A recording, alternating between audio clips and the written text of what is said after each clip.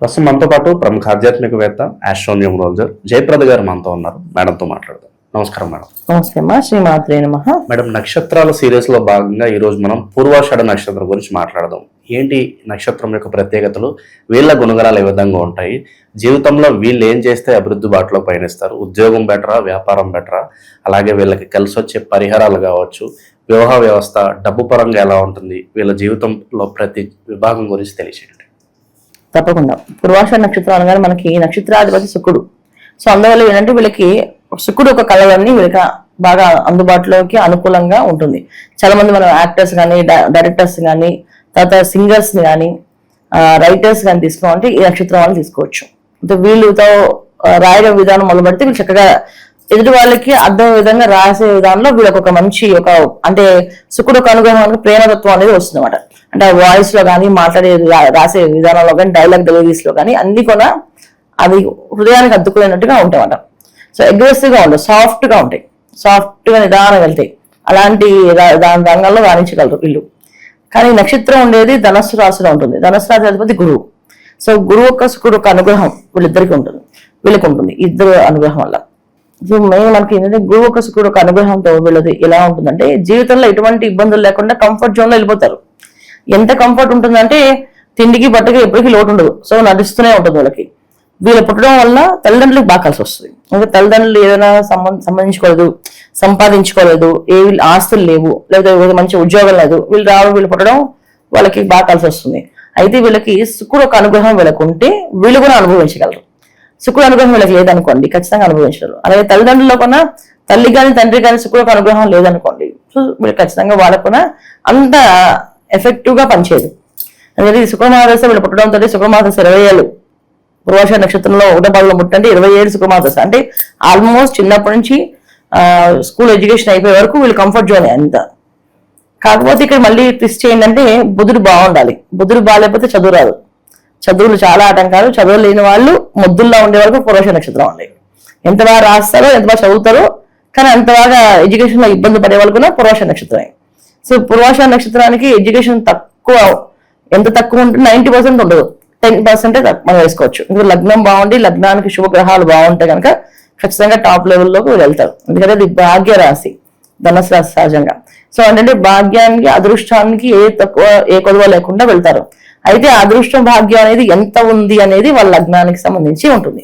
లగ్నంలో ఒకవేళ శుభగ్రహాలు దృష్టి ఉన్నా, పాపగ్రహాలు దృష్టి లేకుండా ఉంటే మంచి రేంజ్ లో, హై రేంజ్ లోకి వెళ్తారు. లేకపోతే అలా లైఫ్ వెళ్తుంది. ఒక నీటి ప్రవాహం కదలకుండా అలా వెళ్తున్నప్పుడు ఎలా ఉంటుందో అలానే జీవితం ఉంటుంది వీళ్ళకి. అంతేగాని ఏదో గొప్పగా వండర్స్ చేస్తారనేది లేదు ఈ నక్షత్రం. ఏ ప్రొఫెషన్స్ లోకి వెళ్తే బాగుంటుంది అంటారు? ఎక్కువగా మెయిన్ మాక్సిమం ఏంటంటే చదువు ఉండదు అన్న వీళ్ళకి. వీళ్ళు టెక్నికల్ గా నేర్చుకుంటారు వర్క్ ని. అంటే సహజసిద్ధంగా నేర్చుకోవాల్సిన, చదవాల్సిన టైం చదవలేం కనుక పని నేర్చుకుంటారు. ఎలాంటి పని నేర్చుకుంటారు అంటే అన్ని రంగాల్లో పని నేర్చుకోగలరు. ఇప్పుడు ఒక అబ్బాయి ఒక హోటల్లో ఒక సర్వర్ గా జాయిన్ అయ్యాడు. అక్కడి నుంచి ఆర్డర్స్ తీసుకోవడంలాగా, అక్కడి నుంచి ఆర్డర్స్ నుంచి ఆ హోటల్ పెట్టడం ఎలాగా, ఆ హోటల్ పెడితే ఎంత ఖర్చు అవుతుంది, మెయింటెనెన్స్ ఎలా, అవన్నీ నేర్చుకుంటారు. ఇప్పుడు ఒక సర్వర్ లాగా ఉండదుగా, అలా ఉండడు అబ్బాయి. ఒక రోజుకి ఓనర్ అయిపోతారు. ఒక రోజుకి ఆ హోటల్ కాకూడదు, కొన్ని బ్రాంచెస్ పెడదామని చెప్పి బ్రాంచెస్ అవ్వచ్చు. అదే ఒక పెద్ద కంపెనీ పెట్టి క్యాటరింగ్ బిజినెస్ చేయొచ్చు. ఇలా డెవలప్ అవుతారు వాళ్ళు. అంటే వాళ్ళ దగ్గర ఉన్న ఆలోచన శక్తి ఎలా ఉంటుందంటే సంపాదించాలనే తెలివితేటలు ఎక్కువగా ఉంటాయి వీళ్ళకి. అందువల్ల ఏంటంటే చదువు మీద రాకపోయినా సంపాదించిన డబ్బు మీద ఎక్కువ పట్టుదల ఉంటుంది కనుక ఒక్కొక్క రంగంలోకి వాళ్ళు వెళ్ళిన తర్వాత ఆ రంగంలో అభివృద్ధి నేర్చుకుంటారు. వర్క్ నేర్చుకొని ఎండ్ ఆఫ్ ద డే వాళ్ళు దాంట్లో సాధిస్తారు. ఇది వీళ్ళకున్న మెయిన్ గోల్ అన్నమాట. కొంతమంది పిల్లలు అయితే ఎలక్ట్రికల్ డిపార్ట్మెంట్ లో వర్క్ చేస్తారు. ఎలక్ట్రికల్స్ వాళ్ళు వాటి మీద వర్క్ చేస్తూ ఎలక్ట్రికల్ డిపార్ట్మెంట్ లో రేపు కాంట్రాక్ట్ బేస్ లో వీళ్ళు వర్క్ దాన్ని సప్లై చేయడం, బిజినెస్ చేయడం, ఇవి డెవలప్ అవుతాయి. మైన్స్ లో వర్క్ చేస్తారు, మైనింగ్ దాని గురించి ఆలోచిస్తారు. అంటే వీళ్ళు దేన్నైనా అనాలిసిస్ చేసి పట్టుకోగలరు. కాకపోతే ఏంటంటే సర్టిఫికేట్స్ ఉండవు వాళ్ళకి. ఒక డాక్టర్, ఒక అబ్బాయి కాంపౌండర్ పనిచేస్తారు, ఒక డాక్టర్ గా రాసే మెడిసిన్స్ అన్ని గుర్తుంటాయి. నెక్స్ట్ ఆ మెడిసిన్స్ ఏమేమి రాయాలో చెప్పగలుగుతాడు. కానీ సర్టిఫికేట్ కావాలి కదా, అది ఆపరేషన్ చేస్తానంటే, కానీ సర్జరీ చేసేంత క్యాపబిలిటీస్, ఎక్స్పీరియన్స్ తెచ్చుకుంటారు వీళ్ళు. ఇది వీళ్ళకున్న తత్వం. అంటే వాళ్ళ దగ్గర ఏంటంటే నేర్చుకునే తత్వం ఏంటంటే ఏ విద్యను నేర్చుకుంటారు అంటే శుక్రాచార్యులు ఎలాంటి విద్యనే నేర్చుకునేవాళ్ళు. సో రాక్షసుడికి ఆయన దేవత, అంటే రాక్షసుడికి గురువు ఆయన. సో రాక్షసులందరికీ ఆయన దేవత కింద లెక్క. సో అంటే ఏంటి అంటే ఏ విద్యనైనా నేర్పించగలదు, ఏ విద్యనైనా చేయించగలదు. సో ఆ నక్షత్రంలో పుట్టిన వాళ్ళకి మరి ఆ విద్యలు వస్తాయి కదా. సో ఇక్కడ మనం తీసుకోవాల్సింది అంటే వాళ్ళ జాతకాన్ని చూసుకొని ఆ లగ్నానికి ఎవరెవరు పాపగ్రహాలు, ఎవరెవరు శుభగ్రహాలు, అప్పుడు వీళ్ళు ఏ రంగంలో రాణించగలరు అని జాతకాన్ని చూడాలి తప్ప ఓన్లీ నక్షత్రం ప్రకారం ప్రిడిక్షన్స్ మనం చెప్పడానికి ఉండదు. సాధారణంగా వీళ్ళు ఎక్కువగా ఎక్కడ నష్టపోతూ ఉంటారు, మరి ఎలాంటి మార్పులు చేసుకోవడం ద్వారా వీళ్ళ జీవితంలోకి అభివృద్ధిలోకి వస్తారంటారు? ఎక్కువ నష్టపోయేది ఏంటంటే చాలా వరకు మాటలు చాలా డిఫరెంట్ లాంగ్వేజెస్ వాడతారు కోపం వచ్చినప్పుడు. సో తిడతారు, ఆ తిట్లు మామూలు తిట్లు ఉండవు, అది వేరే లాంగ్వేజ్ తిట్లు ఉంటాయి. ఆ తిట్ల వల్ల వీళ్ళు నష్టపోతారు. ఎందుకంటే వాళ్ళు తిట్టే తిట్లు ప్రతి ఒక్కరు మనసుకి బాగా తగులుతుంది, మనసులో పెట్టుకుంటారు. వీళ్ళకి అవసరం వచ్చినప్పుడు మనం చేద్దాం అని చెప్పి కోపం ఉంటుంది కనుక అది వీళ్ళకి నష్టపోయేది ఒకటి. రెండోది, ఆ కోపం వచ్చినప్పుడే వాళ్ళు ఆ ప్రతాపాన్ని చూపిస్తుంది తప్ప ఆ తర్వాత వాళ్ళ మీద ఏముండదు. కానీ మీరు చేసిన పని ఏదైతే ఉందో పురుష నక్షత్రం వాళ్ళు ఖచ్చితంగా వాళ్ళు డెఫినెట్ గా గుర్తు పెట్టుకొని సమయం వచ్చినప్పుడు గట్టి దెబ్బ కొడతారు. కానీ మీతో ట్రావెల్ చేస్తారు వాళ్ళు. ఎలాంటి ఈ నక్షత్రం వాళ్ళతో ఎంత బాగా ట్రావెల్ చేస్తుంటే ఏమనరు, సరే ఓకే నీ కోపం వచ్చి మాట్లాడే సర్లే పర్లేదు అని చెప్పి అడ్జస్ట్ అయిపోయినట్టు ఉంటారు. కానీ డెఫినెట్ గా అది ఒక పగబట్టిన పావులాగే చుట్టూ పూర్వశ నక్షత్రం వాళ్ళకి ఉంటారు. చుట్టూ ఉన్న వాళ్ళు ఎప్పుడు పగబట్టిన పావులే. 100% వాళ్ళు ఏదో మంచి వాళ్ళని కాదు, చూడడానికి అంతా సాఫ్ట్ గా అనిపిస్తాయి కానీ అవి అవసరం ఉన్నప్పుడు పగబడతాయి. అందుకే ఏం చేస్తారు, వీళ్ళు చేసుకోవాల్సింది నోరుని కంట్రోల్ పెట్టుకోవడం అండ్ కోపం వచ్చినా ఆ క్షణాన్ని అరవకుండా సో దాన్ని సంపాదించుకొని సరే ఎలా చేస్తే బ్యాలెన్స్ అవుతుందో అని చెప్పి ఆలోచించుకోవడం. ఈ రెండు చేయగలిగితే బ్రహ్మాండంగా సాగుతుంది. వీళ్ళు లైఫ్ లాంగ్ చేసుకోవాల్సిన పరిహారాలు అంటే ఏం చెప్తారు? భార్యని బాగా ప్రేమించాలి వీళ్ళు. భార్యను ఎక్కువ మాట అనకూడదు. జనరల్ వీళ్ళు కోపంతో వాళ్ళని చూపిస్తుంటారు, అది చూపించకూడదు. తల్లిదండ్రులు మేము చూపిస్తారు, తల్లిదండ్రులు ఏమనకూడదు. తల్లిని ముఖ్యంగా ఏమనకూడదు. ఎందుకంటే స్త్రీ సంబంధించిన గ్రహ సంబంధించిన అంటే శుక్రుడు అంటే ఒక స్త్రీ కారకుడు అంటాం మనం. సో అంటే ఏంటంటే ఒక స్త్రీ ఒక అనుగ్రహం ఎలా ఉండాలి అంటే శుక్రుడు ఒక అనుగ్రహం బాగుంటే ఇంట్లో మంచి అమ్మాయి, అనుకూలమైన భార్య, అనుకూలమైన పిల్లలు పుడతారని చెప్తుంటారు. అందుకని సో మనం చేయాల్సింది ఏంటంటే ఆడవాళ్ళని ఏమి అనకుండా, ఆడవాళ్ళ జోలితో పడకుండా, వాళ్ళతో గొడవలు పడకుండా వాళ్ళకి దూరంగా ఉండడం చాలా ఉత్తమం వీళ్ళకి. రెండోది, భార్య ఒక్క మాట అనకుండా కంట్లో నీళ్ళు రాకుండా చూసుకుంటే ఇంకా బాగా కలిసి వస్తుంది, అదృష్టం అన్నమాట. దైవిక పరంగా ఎలాంటి పరిహారాలు చేయాలంటారు మేడం? వీళ్ళు ప్రతి బుధవారము విష్ణు సహస్రనామాన్ని చదవడం, ఇది చాలా వీళ్ళకి బాగా కలిసి వస్తుంది. విష్ణు సహస్రనామాన్ని చదవడము, లక్ష్మీ అమ్మవారికి, లక్ష్మీనారాయణకి తులసి మాలని సమర్పించడం. ఈ తులసి మాల ప్రతి బుధవారం ఇవ్వడం వల్ల ఆర్థికపరమైన ఇబ్బందులు లేకుండా బయటపడతారు. సో వీళ్ళకి ఎక్కువ ఏంటంటే ఎంత ప్లాన్ చేసినా డబ్బులు మిగలవు. ఎంత ప్లానింగ్ ఉంటుందంటే అంత ప్లానింగ్ ఉన్నా సరే ఆ చేతిలో డబ్బు మాత్రం ఆగవు. సో అందుకే వీళ్ళు బుధవారం పూట ఈ తులసి మాలను సమర్పించడం వల్ల మళ్ళీ ప్రతి బుధవారం చేయడం వల్ల వీళ్ళకి అనుకూలంగా ఆర్థికపరమైన లాభాలు కనిపిస్తాయి, డబ్బు నిలబడుతుంది. సో వివాహం కాని వాళ్ళు వివాహం అయ్యే వరకు ఆ లక్ష్మీ అమ్మవారి చుట్టూ ప్రదక్షిణాలు చేయడము, అమ్మవారికి తులసి మాలలు, జాజి పూలు, మల్లెపూలు మాలలు ఇవ్వడం వల్ల వీళ్ళకి బాగా కలిసి వచ్చే భార్య, అనుకూలమైన భార్య దొరికే అవకాశం ఉంటుంది అన్నమాట. సాధారణంగా వీళ్ళకి వివాహ యోగం ఎప్పుడు ఉంటుంది, మరి వివాహానికి సంబంధించి ఎలాంటి ఇబ్బందులు ఉంటాయి అంటారు? వివాహ యోగం వీళ్ళకి జనరల్ గా ఏంటంటే రవి మహాదశ, చంద్ర మహాదశలో అయిపోతుంది.